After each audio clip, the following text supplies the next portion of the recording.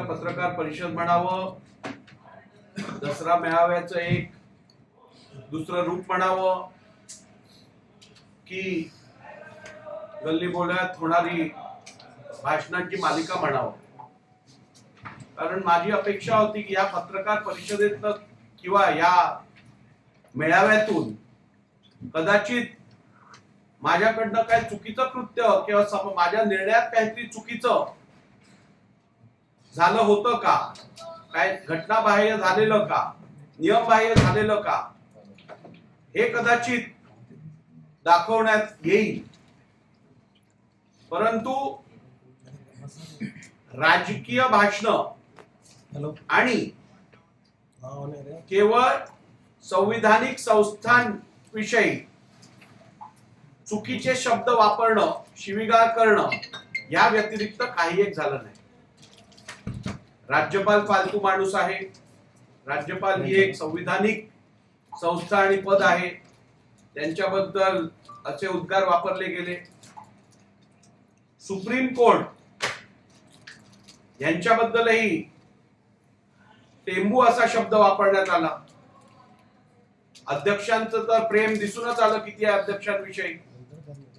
त्यांच्याबद्दल जे काय म्हटलं गेलं ते आपण सर्वांनी ऐकलं. आणि इलेक्शन कमिशन यांना चोर वगैरे इतर काय काय जे म्हटलं गेलं ते मला वाटतं सगळ्यांनी ऐकलंय. दुर्दैवी आहे की संविधानिक संस्थांविषयी कुठचाही आधार असो अथवा नसो असे शब्दप्रयोग करणं कितपत लोकशाहीसाठी घातक आहे याचा विचार आपण करू शकता. दसरा मेळावा आज सुद्धा जनता न्यायालयात असतो आणि आपण सुद्धा त्या मेळाव्याला अनेकदा हजर राहिलेला आहे. राहुल नार्वेकर, मी तुम्हाला कालही सांगितलेलं आहे, जनतेसमोर या, निवडणुका होऊ द्या, तुमची सत्ता जाईल, तुम्हाला जनता रस्त्यावर फिरणं मुश्किल करेल. 11.5 कोटी महाराष्ट्रीयन जनतेचा पाठी तुम्ही खंजीर खुपसलाय अशा निकालाने. शिवसेना ही महाराष्ट्राच्या अस्मितेचं एक प्रतीक आहे, स्वाभिमान आहे महाराष्ट्राचा. तुम्ही तो स्वाभिमानच महाराष्ट्राचा पायदळी तोडवला. तुम्ही कसले मराठी माणूस, बकवास आहात तुम्ही.